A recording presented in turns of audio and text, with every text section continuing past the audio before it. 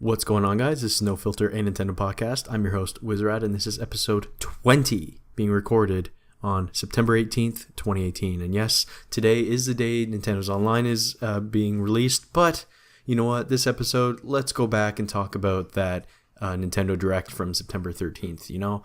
I have a lot of opinions, a lot of thoughts on the Direct. If you guys follow me on Twitter at Wizrad, you'll see that I was pretty meh about the whole Direct at the start. But, looking back on it and thinking about all the games that are coming out the rest of the year and everything, I think I kind of mellowed out a little bit. I feel like a lot more people were a little more hyped about it than I actually was. But that'll be in the second segment of this podcast. The first segment, let's go over some new business, some new games I've been playing recently. So let's jump right into it here. So the first game I want to talk about is Space Ribbon. So this is a racing game on the eShop, and it's a little different than most other kind of racing games you'll see. It's a little different. So first off, it's kind of a weird graphical mix. So in my opinion, the track layout and how the tracks are, and that you're basically racing on an actual ribbon coming out of like a giant animal's head, it's kind of ugly looking, like the actual track. Like, it's good quality graphics. It looks like it's like 1080p or 720p, but it's just not very pretty to look at. However, the actual cars, again, like, it's some very high resolution. The cars actually look really good, and the speed, the sense of speed you get in the game when you're actually playing it is really quite fantastic. A lot of the time I find in a lot of games, I think Nintendo was actually really bad at this with a lot of the older Mario Kart games, which actually making you feel like you're actually going fast. They made it a lot better in Mario Kart 8, but a lot of racing games, they have a tough time trying to make you feel like you're actually going fast instead of just kind of slowly puttering, through something. So in Space Ribbon, one of the main features in the game elements is the slipstreaming. So again, basically slipstreaming is you're driving behind someone else, you get a little bit better aerodynamics, and that means you speed ahead of them. So basically you're starting like last of 20 people basically, and all of a sudden you're behind all these people, so you're just boosting up, you're flying. Like, the slipstreaming in this game is insane. You're basically behind someone, you are behind them for maybe like half a second, and all of a sudden you're going to be zooming past them because you're flying through the slipstream. So a lot of what the game, in order to do really well at the game, is you have to stay in the middle of the pack and try to stay behind people, but then when you're going too fast, you kind of step away from the slipstream, step away from the crowd, slow down a little bit, then go back to the crowd. And again, basically the whole game is racing, so you get to the point where the actual ribbon, which is the track, stops. Kind of, you actually catch up to like the animal head that's spitting out the ribbon. It's really kind of weird, but honestly, like, it's pretty satisfying when you use the slipstreaming to move ahead and go fast, but it kind of also ruins kind of any balancing act that you could have in the game. It really just makes it seem like almost like a puzzle game in some ways. It's still racing, but there's nothing really racing about it. There's no like laps, there's no all these other kind of things you typically see in racing games. This one, it's like you kind of stay in the pack, you do that, and all the time you're pretty much going to win. It's almost impossible to lose once you kind of have that strategy down. At least that's what I did. And if you don't, the thing that's really annoying about this, and if you guys really hate elastic rubber banding that you'd see in some games like Mario Kart, if you're slipstreaming, all of a sudden you're flying past everybody. You are so far ahead of everybody, you can't even see them on the mini-map anymore.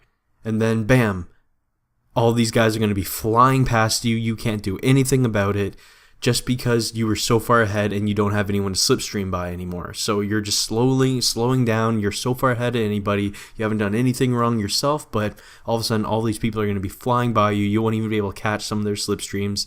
And it's just super frustrating because it's like not really a skill-based thing. It's just you get the pattern down, you can win pretty much every race that you have. So that is definitely my main gripe for the game. It just feels more like a puzzle game, and I feel like as soon as I got that strategy down, I pretty much just broke the game, and I could play it whenever I wanted, however I wanted, and just didn't really have much pushing back on me. So yeah, those are kind of my thoughts about Space Ribbon. If you guys like a different type of racing game, I feel like, yeah, this might be a game for you. But, just be happy that it's also not like breaking the bank. I think it's like $10, which is like, not bad at all. Especially for like how high quality the actual the actual game looks. I do wish the UI and the whole menu system and everything was a little bit better, though. It's a little slow and weird and just doesn't look that great compared to the actual game's graphics. It's almost like they had two different teams, like someone who just programmed and did the art for the actual game, and then someone just kind of just put it together and tried to make a game out of it. So yeah, those are my thoughts. It's not amazing. It's not like terrible or anything like that. It's definitely unique in how it has a slipstreaming. And if you have me on Twitter, you would have seen one of my videos of like how quick you can just go flying by these people. It's kind of crazy. But there it is, guys. Those are my thoughts on Space Ribbon. Next game I've played is called CG: A Fart for Melusina. So this is a game. As soon as I saw it on the eShop, I'll admit it. I was like, what the heck is this? Like, why? What kind of a game is this?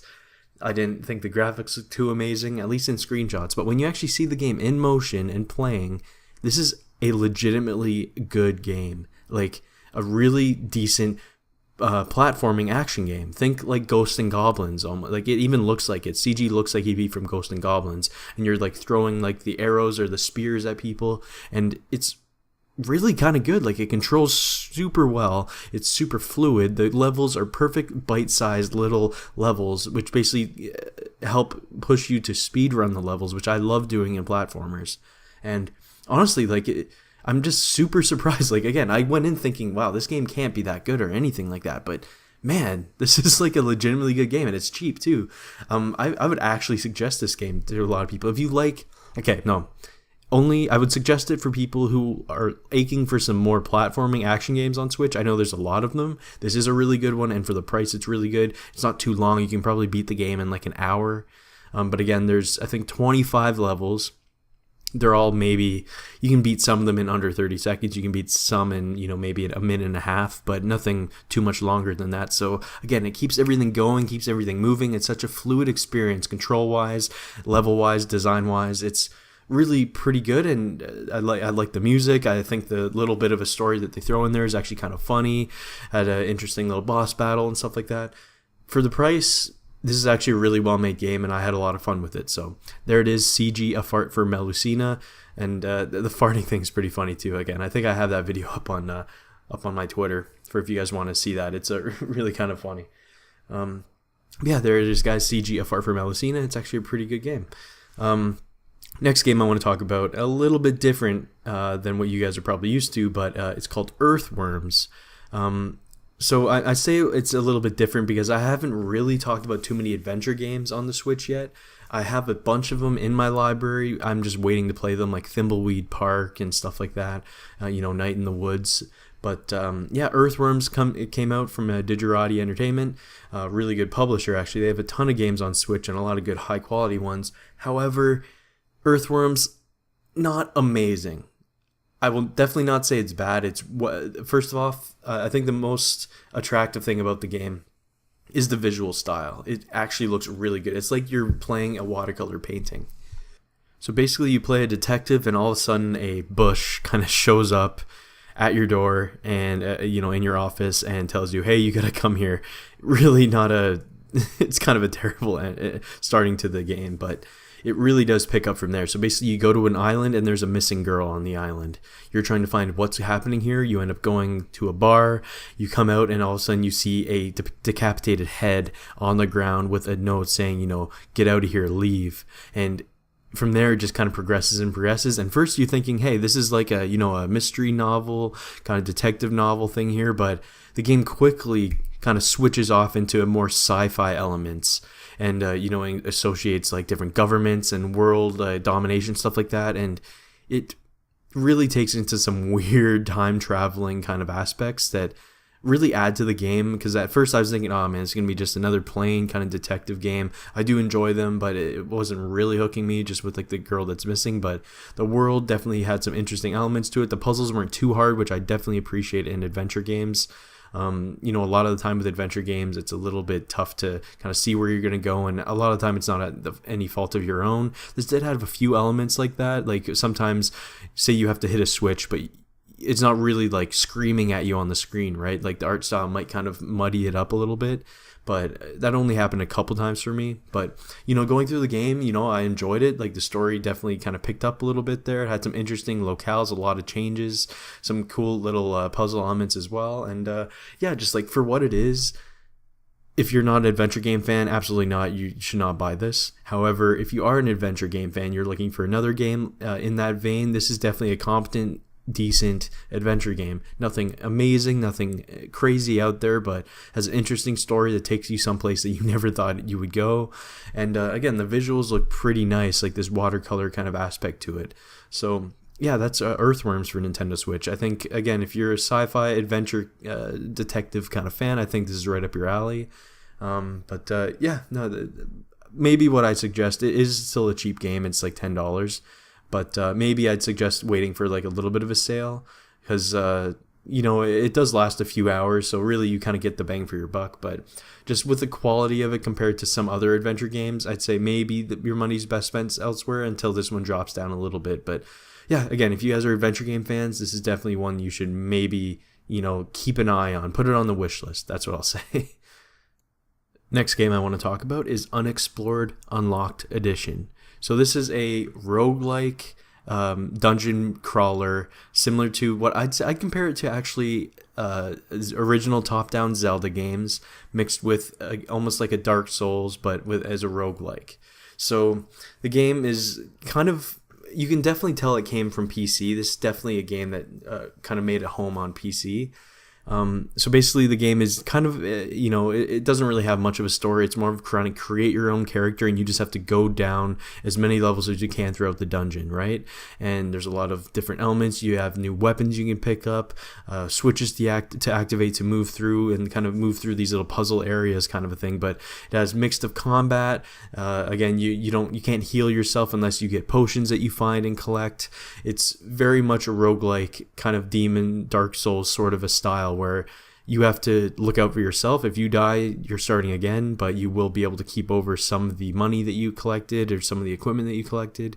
And again, like, it doesn't really have a story to it. It's just as basic as it can get, but it's more about kind of creating your own experience. So you can change the difficulty level to however much you want it. You can change how much money you start off with at the very beginning. So the whole thing is very much create your own experience. If you like dungeon crawling games like this with the roguelike elements, you can create whatever experience that you're looking for. You can change your character's looks. You can change how they are. Like, you can change all that kind of stuff. And that's basically what this game is. And in my opinion, that's kind of one of the big negatives about the game. I've never been one for kind of the, decide your own way how you're going to play this game in this way. Like, it's different when it's like an open world game like Zelda, where it's like, you pretty much know what you're going to do. But this one, it's literally like, oh, you don't like it to be that hard? Here, I'll do this. Oh, you don't like to do this? Oh, you can do this. You know what I mean? It's almost like you're kind of cheating yourself out of some of the trials and tribulations that you want to overcome yourself. And that's what I find is a lot of fun in games. Not to say that this game isn't tough, though, because it's definitely a very tough game. And you really have to kind of keep your mind, what's about you, how you're going to use certain items. Well, if you're going to have a dagger in your left hand and a sword in your right hand and throw the dagger, then attack an enemy, but wait, that might wake up 3 other enemies, and all of a sudden you're surrounded and you're definitely screwed then.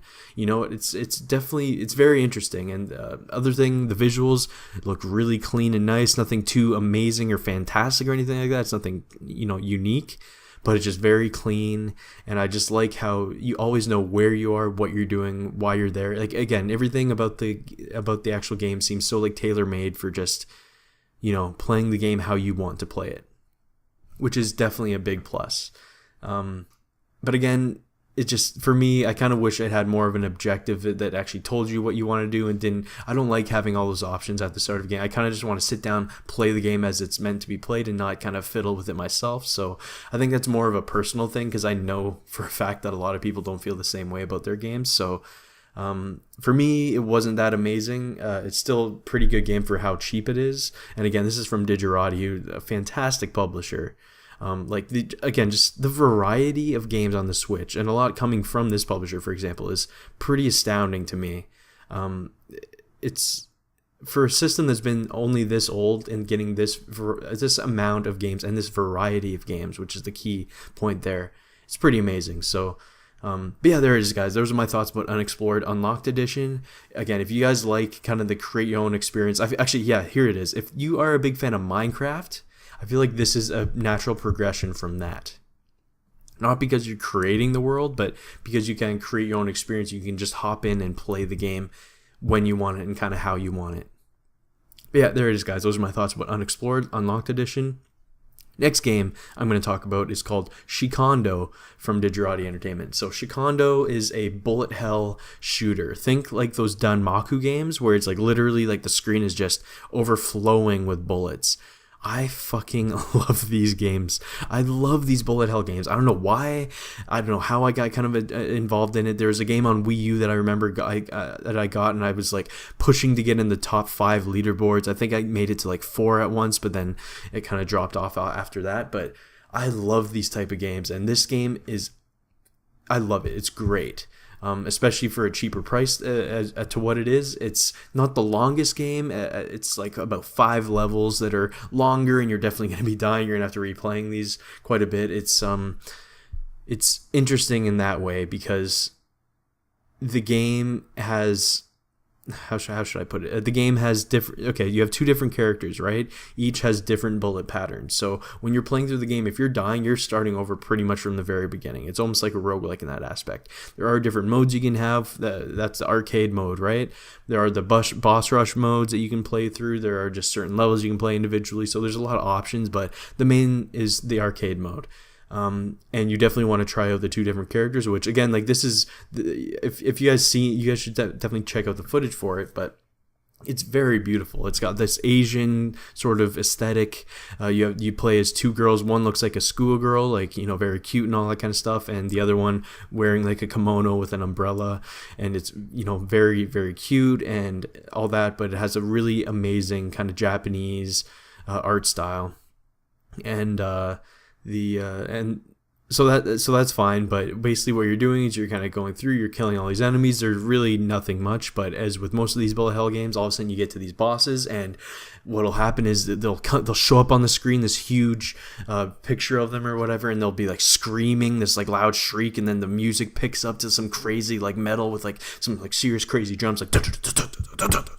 Okay, yeah, no, I'm getting way too into it, but yeah, so like the music picks up and like the scream comes in, and then you kill the first phase of the boss, and then they morph into some crazy thing. So like one of the first bosses you'll see, it's like this, they're basically doing like the what's the yoga move, like the bridge yoga move, and you know, like her like boobs are like hanging down and stuff. You see all that kind of stuff, but then all of a sudden she like turns into some like crazy lion mix, human hybrid mix that's like looks so creepy and weird. But then you're attacking that one, you kill that, then you move on to the next level, has a different aesthetic, the new level. And I think I'm over explaining all this, but yeah, as far as bullet hell shooters go, really enjoyed it, really liked it. It's got all different difficulty modes, all those different modes I was saying, boss rush mode, single levels mode, all that kind of stuff. And yeah, no, I definitely enjoyed this. Again, if you're not a big bullet hell shooter fan, not a go for you. It's a bullet hell shooter. What do you want? Like, so if you're not a fan of that genre, don't bother. If you like shooting games in general and you haven't really tried games like this, I definitely say give it a try. That's kind of what happened with me, and I didn't think I'd like them at the start, but I definitely really like it. I would also suggest, actually, one negative, actually, I think, with just the game being on the Switch, not the game itself, the Joy-Cons with their smaller joysticks, not very good for precise movement around a battlefield literally with thousands of bullets flying at you. You need some more control, so a pro controller is definitely preferred, I'd say, for this game. But yeah, there it is, guys. Shikondo for Switch. I really, really like the game. A lot of fun. Again, not too long. You can probably beat it in around an hour if you just go through it, the whole thing, but you will die. It's a very tough game at the same time, so count that up to maybe 3 or 4 hours. Yeah, really enjoyed it. Shikondo. Next game I want to talk about is Lifeless Planets. So this is a very interesting game to me because I really like these sort of isolation type games, that's similar to the games like Metroid Prime. So in Lifeless Planet, you're playing as an astronaut, lands on a planet, you crash on the planet. The rest of your squad, you can't find them anywhere. You wake up and you are just on this planet alone. You don't know where to go. You're literally... I love this about games too. They frame it so well with the game. When you start off, you land. All you have beside you when you wake up is the little capsule from your spaceship, and all through you look 360 degrees around you. There's nothing. So you're like, wait, what the hell do I do? Like, where do I go? You look in one direction, there's way off in the distance, there's a little thing there that leads you and kind of points you in the right direction, and that's how it goes, you know? It never explicitly says with a big fucking arrow, hey, go right here. This is literally like, you go where the environment tells you to go, where you see what would you do if you were alone on an empty planet, you know what I mean? Really, really love the design decision, and that kind of goes through the entire game like that. It directs you in ways just by where you can go or what you can see, what the points of interest are, not with fucking arrows telling you where to go. I know I stuck on that point for a while, but I really like that about games like this. It really it doesn't make it seem like the actual players are just stupid. It's giving them, you know, a better options and stuff like. I really like that. So yeah, basically the game is just kind of running. It's a 3D platforming game in the most sense, but it's also mainly an exploration game. So there is a bit of a story to it. Basically, you find that a lot of your squad, you're finding them and they're all turned up dead, or they're getting killed right in front of you right before you get to them. And there's definitely a deeper story that goes on about some people who used to live on this planet here, and what you're doing and why you're there. And the story goes way deeper than you would have ever thought. So I really don't want to kind of spoil it for anybody, but it's definitely an interesting story. And I feel like if you're a fan of stories and games and some definitely sci-fi stories, I feel like this might be a game you want to play even just for the story. But yeah, the game, again, mainly it's exploration and platforming with a little bit of the puzzle elements, obviously, environmental puzzles and stuff like that. The platforming is actually pretty good. You have kind of a boost. You have one jump and you have a boost with your jetpack. Sometimes you unlock you basically get to a fuel tank that allows you multiple boosts at once, making you fly across giant chasms and stuff like that, landing on like stalagmites and stuff like that, and trying to make your way to a certain point of interest. It's pretty well made. The platforming feels actually pretty good. However, one of my main issues with the game, which is really annoying, is the controls are not 100% responsive. That wasn't too bad. I got used to it very quickly, but sometimes the controls just don't work at all. So sometimes I'll get the infinite jumping, the jet fuel kind of power up, I guess you can call it. It's not really a power up, but sometimes I get to the extra fuel tank and I have multiple jumps in a certain segment, and I will try to start jumping multiple times. I'll do it once, and then all of a sudden the next time I try to do it, even after I wait thinking that there might be a time limit for it to like recharge, I'll be hitting the R button trying to jump, and it won't be jumping. I will literally jump, I will fall to my death, and I have to start over again. It was super annoying that it had that, and it happened multiple times throughout the playthrough, and I don't know what it is. It might be some like weird period after you've died and you show up again. I don't know what it is, but it was really annoying in the game, and I just definitely want to bring that up to you guys because that really annoyed me. And it almost made me want to stop the game because I was like, you know what? I've tried this 15 times now. For some reason, the button just isn't working when I get to this point. Whatever. But I end up coming back to it, and I try it again, and just randomly, it'll happen again. Literally, there's a random reason it would just start happening again. Whatever. Anyway. I really shouldn't focus on just the negative there because I definitely enjoyed the game. Again, the story was interesting. The world's actually very pretty. Think of it as like a early PS3 game. In that aspect, it's very pretty. Has some nice animations. The voice acting is incredible. Fantastic voice acting. I think if what you're hearing here sounds a little bit of interest to you, I think it's definitely worth a look. Exploring games. I wouldn't say it's, the puzzle platforming is really like the main focus of the game or a reason why you should buy it. But if you like exploration and interesting sci-fi stories, I don't think you can go wrong with Lifeless Planet. Next game, I only have 2 games left here. Next game I want to talk about is actually 2 of these are shooting games. So let's start with Iroh Hero. So this is a game... another shooter. This is a shoot 'em up though, a shmup. So it's a vertical shooter, and basically this has a similar element you see in a lot of games, but I haven't seen them in too many shmup games. where this is basically you have a phase system where you can turn your ship blue to then kind of go through any blue bullets and go through blue barriers, and then you can flip it to red to go through red and red barriers and stuff like that. However, when you're red, you can kill the blue enemies. However, when you're blue, you cannot. So again, and vice versa. So that's kind of the main element of the game. And after that, it's just a vertical shooter. It's nothing too amazing or crazy. It's got a lot of levels. It's definitely very, very difficult. I like the art style. Looks filling. Like filling as in like they actually fill up the screen. There's a lot of enemies that come up, and there's some interesting little puzzles elements in that as well with the changing phases mechanics that a lot of shmups are just kind of, you just sit there, you shoot until you get to a boss, and then you actually have some troubles, right? This one you actually have some like obstacles and stuff you have to move around and use your bullets to get through, and it's pretty interesting in that way. It's actually got a pretty interesting story too. It's definitely very difficult, but it's kind of about how people were manifesting humans as energy, and you have to go save colonies and save your parents and stuff like that and save the world. It's interesting little cutscenes here. They're just kind of images and stuff like that they put up on the screen, almost comic book style. But yeah, it's actually a pretty interesting story for what it is. It's not nothing too crazy, and again, the production values aren't like some crazy AAA game or anything like that, but it does its job, and it's definitely a very fun game. Extremely, extremely tough, though. So yeah, if you're a fan of tough games and a fan of shmup games, I think this might be a game you want to take a look at. Again, there's a lot of them on Switch now, so if you see another one that might catch your eye, I don't think this does anything like too crazy or out of the ordinary. If you like the phases kind of aspect that I've been talking about, that might be worth a look. But if not, put it on a wish list. It might drop down in price at some point. Or, again, if this is one of the few that you're actually looking at, it's definitely not a bad purchase to go for. So that is Iroh Hero for Switch as well. And the last game I'm going to be talking about here is called Full Blast. So again, this is another vertical shooting shmup game. And this one, not as difficult as Lifeless Planet, but it definitely picks up towards a later few levels.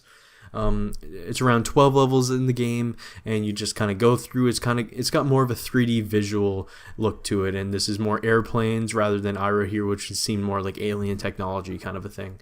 This is more airplanes and stuff like that, and it looks pretty good, and it feels really well. It doesn't do anything badly, but again, this is just kind of another shmup game that you've seen before. I feel like just the shmup genre in general, I feel like it's going to have a tough time trying to really progress from what it actually is, because it's kind of same thing with like Star Fox 64, for example. Doing on-rail shooter like that, how do you really push that to something bigger without having to expand the idea of just scrolling in one direction? You know what I mean? So, yeah, Full Blast, I believe it was on the Wii U as well back in the day, but I think it definitely has its home on Switch, especially being fully portable now.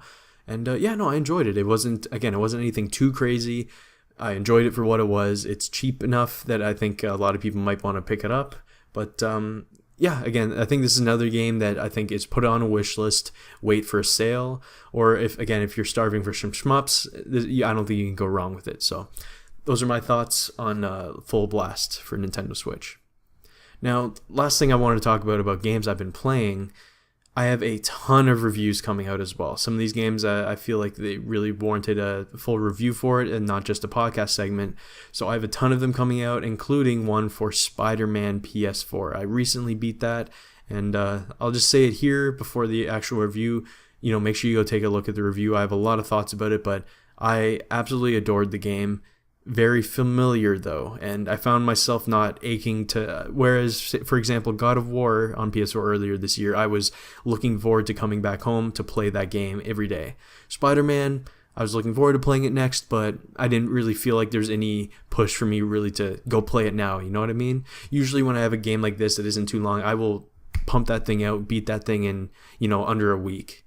However, this one, and it wasn't even as long as God of War, I just kind of, I just didn't have anything really pushing me to jump right back into it right away. But everything I did play, I loved. Wait for the review though. So, yeah. So that's that's all the games I've been playing recently. Next segment, and the last segment actually, is going to be talking about the Nintendo Direct from September 13th. So you don't want to miss that. Stay tuned.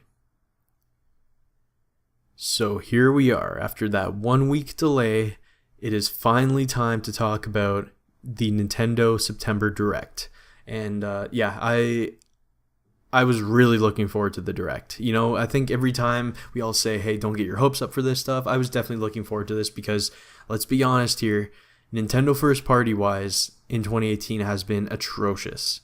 Not because they don't have good games coming out, but the games that they do have coming out, all the Wii U ports I've already played, and they cost $60, which is ridiculous. But they had Kirby. I have no interest in playing the Kirby game. They had Mario Tennis Aces, which for some reason I really enjoyed it when I was playing it. But after an hour or two, I just stopped. I just didn't play. I definitely have to get back into it, but I just didn't go through the whole story mode. I didn't play online too much. I loved the demo. I loved the game when I was playing it, but I had so many other games to play. I just ended up jumping on those and kind of dropping Mario Tennis Aces for a little bit there. But yeah, like those are first party games from Nintendo. Not much else. I know Octopath Traveler they published, but that is technically still a third party game. It's just been it's been atrocious for Nintendo first party wise. I know they've been relying on the third party, and let's be fair, they've been killing it third party wise and indie wise 2018. I mean, like the amount of games I have and the amount of games I still need to play on the wish list there's literally not enough time in the day for me to play these games. If I took a month off of work, I could not finish all of these games. You know what I mean? It's crazy. So anyway, that's my little rant to that done. But yeah, this Nintendo Direct, needless to say, I was super excited because I was like, you know what? They need to show stuff. If this is going to be Nintendo for the next 2 years with not much games to show, not much games to play, whereas in 2017, it was literally fantastic. It was amazing. Best first year of a system I've ever seen in my life.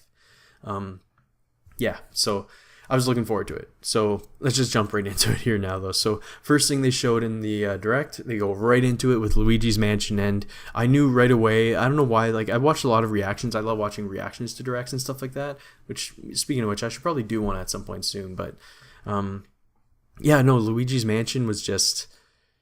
I knew it right away that it was a new one, and I love that. I fucking adored Dark Moon. A lot of people try to hate on it now because it's just how it is. Someone says something, and all of a sudden now everyone's like, oh yeah, overrated. No, Dark Moon was awesome. It was perfect for a handheld with the mission structure. But yeah, this game, clearly the visuals were not amazing. Like, there's definitely some work they had to do. Just resolution-wise, it seems like maybe they had to pump this out for the Direct, so then they might have rendered it out at like 720 or like 640 or some crap, or 480, who knows, but something was a little off with that. And some of the lighting, I definitely agree with one of the people I follow on YouTube, the BitBlock. He's kind of an idiot, but at the same time he does have some decent points. The lighting was definitely weird. It's like he has a flashlight, but then he's walking down like a fully lit like hallway. It was really weird. I feel like this game is definitely a little far out. I think this will be a late summer 2019. Like I'm thinking like September maybe. But either way, I'm really excited to see what they do next with Luigi's Mansion. It was cool to see that plunger kind of aspect that they did in the Simon Belmont and Richter Belmont character reveal or trailers for Smash Bros. It's pretty cool to see that actually is a thing for Luigi. But so I'm looking forward to it either way. I think that was a fantastic way to start off the Direct.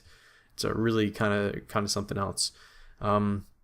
Next game they showed was Kirby's Extra Epic Yarn for the 3DS. So basically, just went right. They showed that at the start. They have a little introduction after that, and then they go right into a few 3DS announcements. Which again, I think they're doing 3DS really well here. Not just with the selection of games that they bring out to it, but also the amount of time they focus on in the Directs. It's really good. And I think Kirby's Epic Yarn, I'm happy that I've already played the game and I really enjoyed it. For anyone who hasn't, I feel like 3DS, you got to jump on it. The game was amazing on the Wii. I loved Kirby's Epic Yarn. So Kirby's Extra Epic Yarn, a few extra modes, stuff like that. I think that might be a good game for a lot of you guys. They also showed Luigi's Mansion for the 3DS, which I remember I rented Luigi's Mansion on GameCube back when I first got a GameCube. And I played it for like 20 minutes and I was like, oh, this is terrible. Then I dropped it. So I just didn't give it a fair shake. And I just know I have to play Luigi's Mansion. And I definitely want to play it on a 3DS. I love Dark Moon in 3D. It looked fantastic. So I might have to get another 3DS game, people. Fuck. I just hate that it's going to be a full price game. Maybe I got to wait for it to drop down in price. I don't know. Next, they showed Mario and Luigi's Bowser's Inside Story, plus Bowser Jr.'s Journey or whatever. I don't know. I have other than Superstar Saga, I have every Mario and Luigi game. I buy them because I love Paper Mario, and I always hope that they can reach that level of Paper Mario, but they just never do. I don't know what it is. I just think the battle system isn't nearly as fun. The RPG elements aren't that great. The stories are pretty terrible most of the time. I don't know. I'm not. I end up buying them all. I like them all. I enjoy them for what they are, but I just don't know. I just can't really get into them like that. And I already own Bowser's Inside Story on DS, so I'm definitely not going to get on 3DS. Next, they show Yokai Watch Blasters. I have no idea about what's going on with Yokai Watch. I would love to find the original Yokai Watch game on sale for like $5, and I'd buy it and give it a go. I played the demo for a little bit. I just didn't really like the battle system, so I never really jumped into it. But, I love unique games like this. Pokemon is a big thing because I love how unique it is, and there's all these new things kind of thrown into it with like the new characters and the Pokemon and stuff like that. So a game like Yokai Watch, I know I could really enjoy it, but it's just something about that just wasn't really, getting me going. So, this one seems like some spin-off thing. I don't know. Not really going to focus on that, but yeah, that was pretty much it for the Direct. I mean, not for the Direct, for the 3DS segment of the Direct. Let's jump into the Switch news now, which again, that was like 4 or 5 minutes, I think, tops for the 3DS, which is really great. Got right back into it for the next 30 minutes. So the first thing they showed off was Splatoon 2 version 4. I have no idea what the fuck they showed. It seems like literally everything they have except for these shaky bumps that they have. I have no idea. I haven't played Splatoon in a while, but I know I would love it if I just jump back into it. I just have so many other games to play. I just can't stick with one game for that long anymore, and I love Splatoon. So yeah, I'd love to jump back into that at some point after all these updates have come out. So yeah, that's definitely a game a lot of people are looking forward to. They showed Mega Man 11. I did play the demo. Definitely very tough, but I went through it, beat it, and yeah, it's very fun. I don't know if I'm going to be buying that day one or anything. I think I might end up waiting for a sale on that, just because I have so many Mega Man games now. I still want to get the Mega Man Legacy or Mega Man X Legacy collection. I've always wanted to play the Mega Man X games, so I'll likely do that before I jump into Mega Man 11. I'll wait for sale on those. They showed Mario Tennis Aces, some of the new characters. So Birdo, always creepy to me. Shy Guy, I love Shy Guy. Koopa Paratroopa, kind of plain. And PD Piranha, which is pretty amazing. So again, I got to get back into Mario Tennis Aces, and I'm looking forward to playing that again when they have new characters, so that's pretty cool. And apparently they're offering new characters through June 2019, so I guess even more characters are going to be coming out, so hey, really cool. They showed the Capcom Beat 'em Up bundle, which I believe it's 7 games, 7, maybe 8 games, 7 games, and it actually came out today, but 7 Beat 'em Up games from the arcades. Not the biggest Beat 'em Up fan myself. I did really like Streets of Rage though, Streets of Rage 2 especially on Sega Genesis, loved it. But this probably won't be a game I'd buy. I'm not the biggest kind of 2D fighting game fan, really. So that's one I'm probably going to be skipping myself. But it definitely looks like a really good package to have, especially for Switch. Next game they showed, which was definitely highly hinted at for the last while from a lot of YouTubers and stuff like that. And I guess there were some leaks about it. But new Super Mario Bros. U Deluxe. I totally get why they keep the U in it. I know that a lot of people were kind of saying, well, why the hell are they keeping the U? You're just calling back to the Wii U. That's the actual name of the game. It's what's based off of. The Wii U wasn't like some terrible system. It just performed really bad. It had quite a few really good games on it. So, I totally understand why that would be there. I definitely won't be buying this one, though. I still have it on Wii U, so there's no reason for me to buy it again. And I've pretty much stayed firm with my thoughts about not buying just these Wii U ports on Switch, so I'll be skipping that. But I didn't get the new Super Luigi U DLC before, so if I end up finding this game for some stupid reason for like $10 or something down the line, I'll definitely pick it up. But this is a Super Mario Brothers game. This won't be $10 for another like 10 years. So next game they showed, which is a huge announcement for me because I've always wanted to get into this series of games, always. Katamari Damacy Reroll.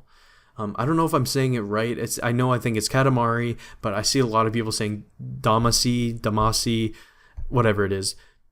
I wanted to play this game for so long. I wanted to really jump into this series of games, and I can't wait to be playing this. And I think it's like $20 only, something like that. So I'm totally down for this. I can't wait. It might be $29.99 in Canada or something like that. 100% buying that.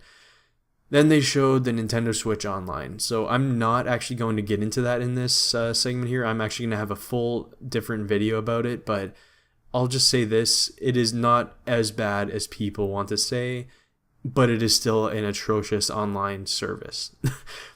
I know that sounds like I'm definitely, contradicting myself, but those are my thoughts right now, and I'll explain that later in the video, so keep an eye out for that. Next, they showed Diablo 3 and had the release date shown for November 2nd. I might have to get this. This might be a game that I wait for it to go on sale. I'll have to see. I think I might end up waiting for a sale for this. I loved Diablo 2 when I played it back in the day, but I just never really had the interest in playing Diablo 3 on a home console or a PC, obviously. So being able to play this on Switch, I think is perfect. But I'll have to see, depending on how many other games I have playing around that time, which is likely a ton, especially being November. Next, they showed Super Mario Party, which I love playing Mario Party games. Like, whenever I am at a friend's place and we're playing like a Mario Party 3 or something, and it's just an absolute blast. I love it. But for me, just to buy it myself, I would end up buying it if I'm like at a friend's place or something and we're like, you know what do we want to do? That's what I do. I wouldn't just buy it right now and play it. That's just me. I've never bought a Mario Party game myself in my life. I've rented Mario Party 8 on Wii, I believe, and played that with some friends then. And I've went to other friends' places and we played it, but it's not a game that I ever just buy myself. Next game is Town from Game Freak, which is really kind of interesting. I like the art style that they showed. It looks sort of like a more, I don't want to say more kiddie, but like more chibi looking characters, as if it was from Ni no Kuni or something like that. I like the idea. I really want to see kind of where they kind of take it. The whole thing of it being 100% taking place in one town worries me, but also intrigues me because it means that they're doing something with it. I wonder if this is a full price $79.99 game in Canada, then I'm definitely interested, because there's no way that they won't have some extra elements that kind of push it further than being, just in one town. But if it isn't, and it's like a $30, $40 game, I'm definitely worried, because just the idea of it being in just the one town and it doesn't have too much else on top of it kind of worries me with that. So we'll see how it goes, but I love seeing a new IP like that, and especially an RPG like that. So I am definitely keeping my eye out for that. Next game they showed was Cities Skylines, and this is an interesting game. I love sim games. I'm actually playing one right now called Mini Metro that I'll have a review up for sometime later, but I love sim games. I just know that if I get into them, I get completely hooked and I can't play another game for a while. So I gotta pick and choose, and I think the next game I'm gonna be playing is either that Jurassic World Evolution that I actually have on PS4 right now with Game Share or whatever that I have with my brother, but so I can play that, or what I'm probably gonna wait for is to see how this Atari Roller Coaster Tycoon game turns out, because I love Roller Coaster Tycoon. I'd love to have it on Switch, but we'll see how that actually goes. Next game they showed was Demon X Machina, and I'm definitely interested in this game. It's coming out in 2019, so hey, whatever. It would be great if this was a 2018 game. I still feel like Nintendo first party wise is a little bit weak end of 2018, especially because I probably won't be getting Let's Go Pikachu and Let's Go Eevee, and Smash Bros. Ultimate is, it's Smash Bros, but I think you need some other stuff around there. Good thing we have third parties and indies, but still. Demon X Machina, I'm definitely looking forward to this. Just want to see a little bit more of it, and I would really enjoy to have a little bit more of a story as if it was like from an anime. So to be fair, I haven't really been looking it up. I just know that I'm definitely interested, and I just don't want to look it up and spoil myself too much. Next game they show is Yoshi's Crafted World, which looks so much better than what it initially did. I knew they were doing something. It looks like you can literally play it in 3D. It really looks pretty magnificent. And this might be one of the first Yoshi games I ever buy at launch. Like, actually, maybe one of the first Yoshi games I just buy in general. All my Yoshi games I have were either from that ambassador program or I'd get from like my Nintendo coins and stuff like that. I've just never been the hugest Yoshi fan originally like that. Like, I've played Yoshi's Island. I got that on ambassador program. I played all that kind of stuff, but I haven't played Whirly World, which I want to play at some point, but we'll see. But if this game comes out and it's so great, maybe I don't have to. Either way, it looks really good, and this might be the first Yoshi game I just buy right at launch. So next game they show, or games they show, is from Asmodee Digital. It was a whole bunch of board games, and I love board games, but I feel like a big push for board games is that you're actually playing with physical items in front of you, like at a table around people. And I get that a lot of that could be kind of taking place on the gamepad. I just feel like it'd be smaller, doesn't seem as fun. I won't be getting these myself, but I love the idea that all these games are coming to it, especially Catan and Munchkin. Those are huge games. So what I might do is I might keep my eye out for it, because I don't have Catan myself, just a lot of friends do. So maybe if I end up getting Catan on the Switch and is really good, maybe that's a good way we can use it. Another game we have, Civilization 6. So I've never played a Civilization game. However, I own Civilization 4 Gold Edition physical on PC, and it's now on Steam. I own that. I just haven't played it yet. I also own Civ 5 on Steam as well, and I just haven't had the chance to play it. I just don't like playing games on my computer anymore. I just can't. I just don't want to sit down at a computer to play it. So if I ever get one of those Steam links or whatever, and I can play it on TV, then 100% I'll want to pull it up. But for now, not gonna happen. But Civilization 6, this might have to be another sale game for me. I'll have to see. Next game, though, which is huge, and I'm buying this day one for sure, pre-order. I gotta get the figure, and I gotta get the Fox. It's Starlink Battle for Atlas, and I love having the idea of getting the R-Wing and having Fox in the game and Wolf and all this great stuff, but I am genuinely interested in the actual normal game too. I like the design of the characters, look like Star Wars: The Clone Wars kind of stuff, which I've never actually watched myself, but I always thought they actually looked pretty good for what they are. And I like the idea of the game, and I really want to just give that a go as well. So while they do have Fox and you can play him throughout the whole game, I definitely want to take a look at some of these other characters. And the game looks fantastic so far, coming from Ubisoft Toronto, represent, and absolutely love them. Even just the developer, I know this is a tangent, but Ubisoft Toronto, they made Splinter Cell Blacklist, which is by far the best Splinter Cell game in my opinion. Adore that game.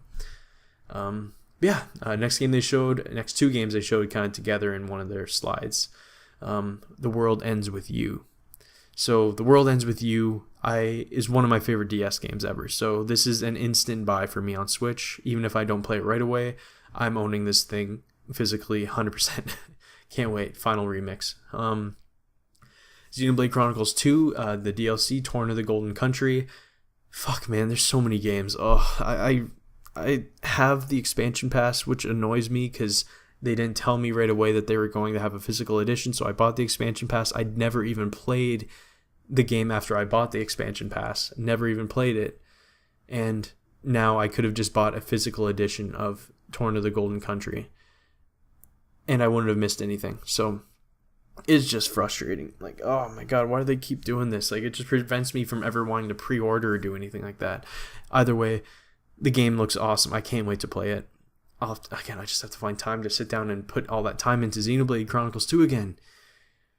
Next game, they had a reel, which is interesting because I guess they just didn't really kind of put the backing behind Warframe as they have like Fortnite and all that other stuff, but they showed Warframe, Just Dance 2019, FIFA, Team Sonic Racing, NBA 2K19, NBA 2K Playgrounds 2. I love using 2 twice in it. That's hilarious. And Lego DC Supervillains. Out of those, I will definitely take a look at Warframe for free. I think I got it on Steam for free like 6 years ago or something like that. However long ago it was. And I know. I think it was a much different game than what it is now. I only played it for a little bit because then I ended up going back to what's the game? What's the game on Steam? Why am I forgetting this? It's the one from like Portal and Team Fortress 2. That's it. Um, what the hell was that? But yeah, so Warframe, I'll definitely pick that up, especially as it's free. Just Dance, don't care. FIFA 19, fuck you, EA. Never buying a game from you guys ever again. Boycott EA. Team Sonic Racing, I never bought any of the other Sonic Racing games, but I did enjoy the demos I played of them. This one does not look good, though, and I think a lot of people are echoing that, so I don't know what the heck's going on with Sonic Team, but whatever. NBA 2K19, not a big fan of NBA games myself. I do enjoy playing them when I'm at a buddy's place, but I'll never actually buy it myself. I played NBA Playgrounds. I have that, and I got Shaq Fu for free because of it. I won't be buying the second one.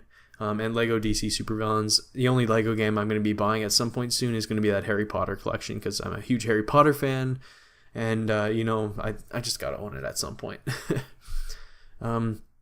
So the next segment they have, which is massive. It was a huge segment here. So they showed Final Fantasy Crystal Chronicles coming out for Switch, which is we already knew before the Direct came out.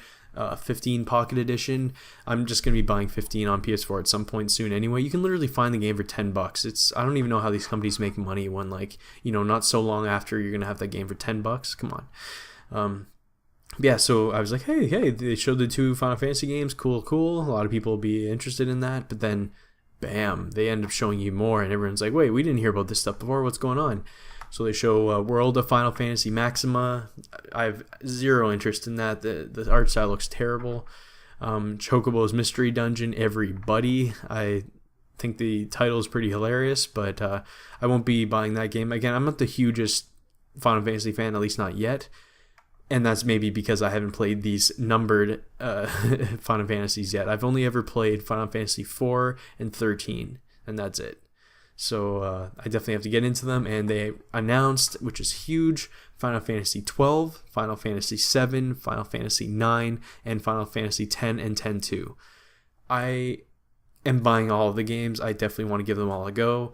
I really wanted to try 7 for the longest time, and now I have the chance to in 2019. So I am super excited. I love that.